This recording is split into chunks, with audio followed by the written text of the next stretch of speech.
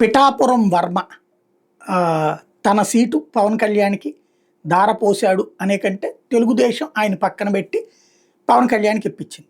ఇప్పుడు ఆ వర్మ మొన్నటిదాకా మంచోడే, ఇప్పుడు వర్మ నచ్చట్లేదు జనసేనకి.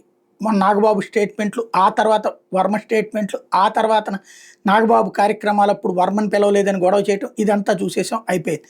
ఇప్పుడు పవన్ కళ్యాణ్కి ఈ దఫా వర్మ డుమ్మా కొట్టాడు. టీడీపీ జనసేన మధ్యన ఈ పొలిటికల్ గ్యాప్ మరింత పెరిగినట్టయింది. పవన్ శంకుస్థాపన చేసిన శిలాఫలకాల్లో మరోవైపు చంద్రబాబు పేరు లేకపోవడం ఇక్కడ సంచలనం సృష్టించింది. రచ్చబండ కార్యక్రమాన్ని మరోవైపున అర్ధాంతరంగా రద్దు చేసుకోవడం అన్నటువంటిది మరొక సంచలనం సృష్టించింది. అదే సందర్భంలో పవన్ కళ్యాణ్ అయితే చాలా సీరియస్గా పబ్లిక్తోనే ఇన్వాల్వ్ అవుతాం, శాంతి భద్రతల సమస్యల్ని ఎట్టి పరిస్థితులు అంగీకరించను, పిఠాపురాన్ని నెంబర్ 1గా తీసుకెళ్లేటటువంటి ప్రయత్నంలో ఉన్నాను అని చెప్పుకొచ్చారు. ఆసుపత్రికి సంబంధించినటువంటి ఇష్యూస్, ఇట్లాంటి డెవలప్మెంటల్ యాక్టివిటీస్ మీద సీరియస్గా కాన్సన్ట్రేట్ చేశారు.